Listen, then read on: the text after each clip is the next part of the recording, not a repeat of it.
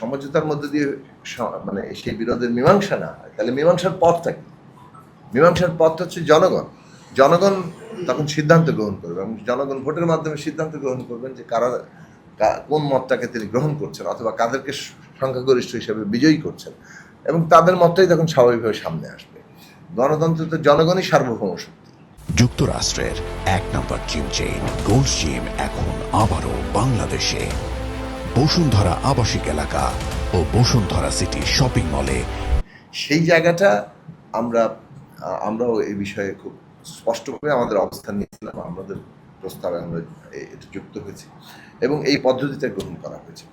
পরবর্তীকালে এই জুলাই জাতীয় সনদের বাস্তবায়ন পদ্ধতি কি হবে সেইটা নিয়ে নতুন করে বিতর্ক তৈরি হয়েছিল এবং সেই বাস্তবায়ন পদ্ধতি নিয়ে বিতর্কের সমাপ্তি এখনো ঘটেনি, এটা চলমান আছে এবং সেই বিতর্কের জায়গাটা আপনারা দেখতেই পাচ্ছেন।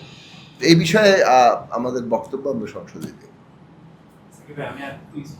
আজকের সংবাদ সম্মেলন ঠিক ওই বিষয়ের জন্য। অন্তর্বর্তীকালীন সরকারের জারি করা যে অধ্যাদেশগুলো, সেই অধ্যাদেশ 20টি অধ্যাদেশ বাতিল করা হয়েছে। এখন আপনি সরকারের অংশ হিসেবে তো আপনি অবশ্যই সরকারের পক্ষে বলবেন। এখন আপনার দলও কি আপনি যে অবস্থানে থাকবেন, আপনার দল সেই অবস্থানে থাকবে অধ্যাদেশ নিয়ে?